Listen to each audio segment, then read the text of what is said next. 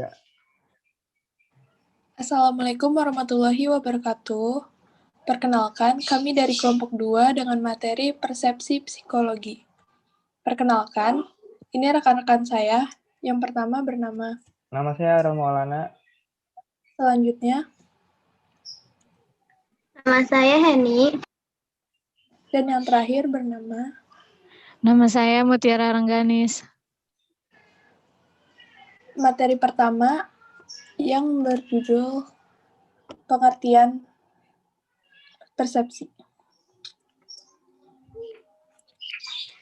Secara etimologis, persepsi yang berarti dalam bahasa Inggris perception berasal dari bahasa Latin perceptio dari percipere yang artinya menerima atau mengambil. Menurut beberapa ahli, salah satunya De Vito, persepsi adalah proses ketika kita melihat sadar akan banyaknya stimulus yang mempengaruhi indera kita.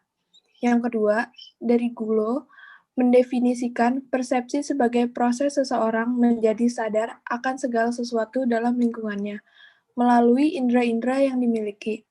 Yang ketiga, dari Atkinson, persepsi adalah proses saat kita mengorganisasikan dan menafsirkan pola stimulus dalam lingkungan.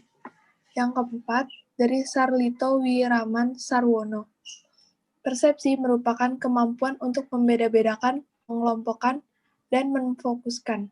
Yang kelima, ada Irwanto. Persepsi adalah proses diterimanya rangsangan, seperti objek, kualitas, hubungan antar gejala, maupun peristiwa. Sampai rangsangan itu disadari dan dimengerti. Persepsi dalam arti sempit ialah penglihatan, dan persepsi dalam arti luas adalah pandangan atau pengertian. Persepsi dapat didefinisikan sebagai proses menerima, menyeleksi, mengorganisasikan, mengartikan, menguji, dan mengartikan reaksi kepada rangsang panca indera atau data. Persepsi disebut inti ilmu komunikasi. Karena persepsi tidak akurat, maka tidak dapat berkomunikasi dengan efektif.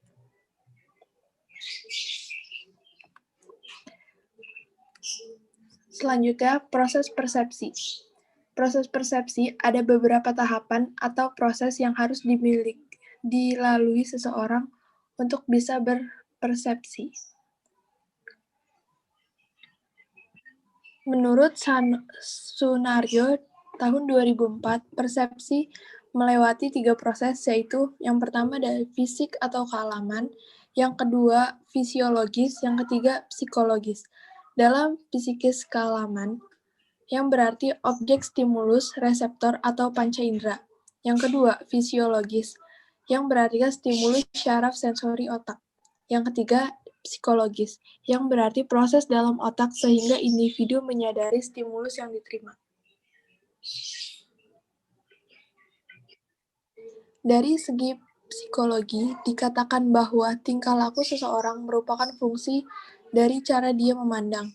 Untuk mengetahui tingkah laku seseorang, dimulai dari mengubah persepsinya. Ada 3 komponen utama, yaitu yang pertama seleksi, yang kedua interpretasi, yang ketiga interpretasi dan persepsi. Seleksi sendiri adalah proses penyaringan oleh indera terhadap rangsangan dari luar. Intensitas dan jenisnya dapat banyak atau sedikit. Yang kedua, interpretasi yaitu proses pengorganisasian informasi sehingga mempunyai arti penting bagi seseorang.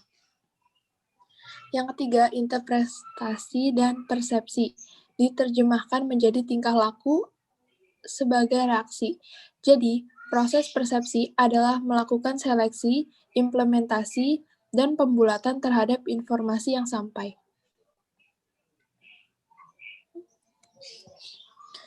Persepsi bersifat kompleks.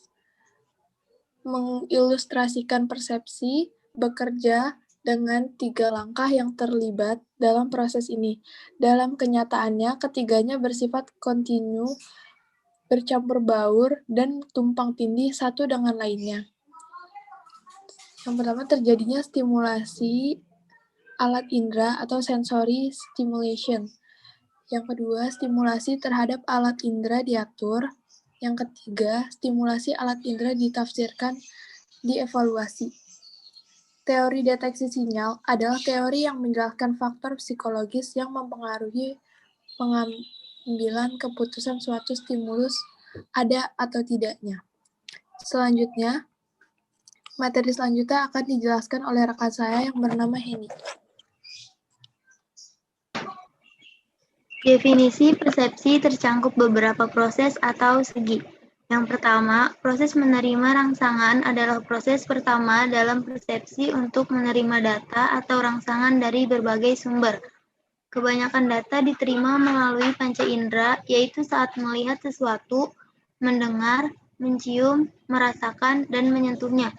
Yang kedua, proses menyeleksi rangsangan memiliki dua faktor yang mempengaruhi rangsangan, faktor internal dan faktor eksternal. Faktor internal adalah faktor-faktor yang terdapat dalam diri individu, seperti fisiologis, perhatian, minat, kebutuhan yang searah, suasana hati, pengalaman, dan ingatan. Sedangkan faktor eksternal merupakan karakteristik dari lingkungan dan objek yang terlibat di dalamnya. Contohnya ukuran dan penempatan dari objek atau stimulus, warna dari objek, keunikan dan kekontrasan stimulus, intensitas dan kekuatan stimulus, motion atau gerakan.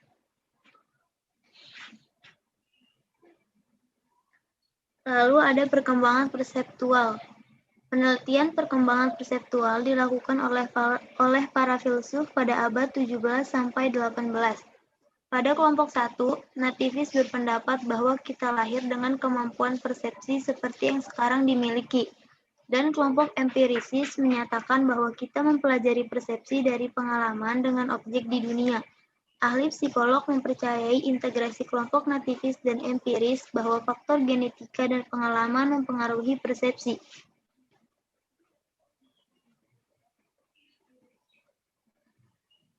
Fungsi dan sifat dunia persepsi. Fungsi persepsi mencakup dua fungsi utama. Yang pertama ada lokalisasi atau menentukan letak suatu objek.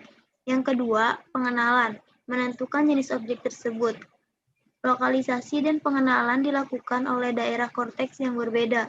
Untuk melokalisasikan objek harus terlebih dahulu menyegerasikan objek, kemudian mengorganisasikan objek menjadi kelompok.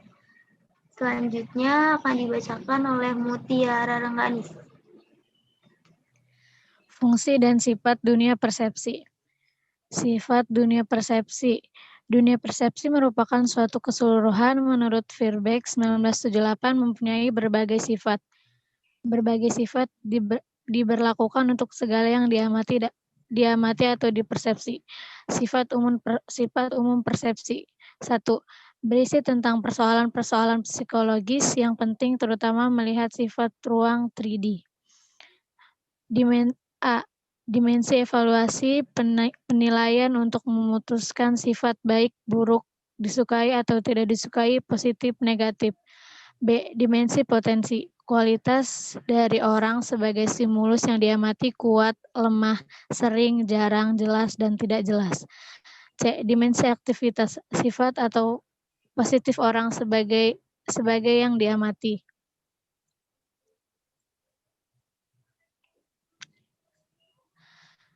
Fungsi dan sifat dunia persepsi. Sifat dunia persepsi. Dua dunia persepsi mempunyai dimensi waktu. Objeknya kurang lebih bersifat tetap. 3. Dunia persepsi itu berstruktur menurut berbagai objek persepsi. 4. Persepsi tidaklah sama dengan mengontraristatir benda dan kejadian tanpa makna. 5. Persepsi selalu merupakan tanda-tanda ekspresi benda-benda dengan fungsi relasi-relasi yang penuh arti, serta kejadian-kejadian. Sifat khusus persepsi. Di antara sifat-sifat terdapat berbagai kelompok yang khusus bagi indera-indera. Merah dan kuning termasuk kelompok yang berkaitan dengan asam dan asin.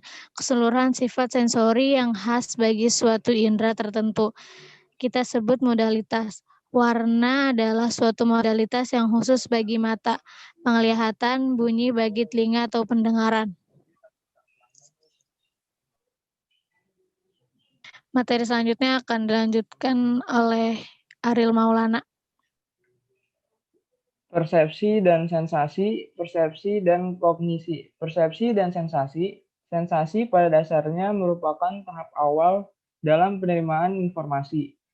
Secara luas, sensasi diartikan sebagai aspek kesadaran yang paling sederhana yang dihasilkan oleh indera. Seperti temperatur tinggi, warna ungu, dan rasa nikmatnya sebatang coklat. Sensasi dan persepsi merupakan proses yang berkesinambungan. Sensasi sering dibedakan dari persepsi yang melibatkan penilaian, inferensi, interpretasi, bias, atau prakonseptualisasi. Persepsi dan kognisi. Persepsi dan kognisi, perception, dan dapat didefinisikan sebagai cara manusia menangkap rangsangan. Kognisi, cognition, adalah cara manusia memberi arti pada rangsangan. Dunia persepsi sebagai dunia bentuk. Para ahli mengemukakan ihwal kekonstanan bentuk. Misalnya jika sebuah pintu membuka ke arah kita, bentuk bayangan pada retina mengalami seurutan perubahan. Kita menangkap suatu pintu yang membuka yang tampak tidak berubah. Fakta bahwa kita menangkap bentuk pintu adalah tidak konstan, walaupun bayangan pada retina berubah, adalah contoh kekonstanan bentuk. Dalam persepsi, objek-objek itu mempunyai bentuk. Inilah yang terutama memungkinkan kita untuk mengenal dan mengingat kembali objek-objek tersebut, yang memungkinkan kita mengorientasi diri.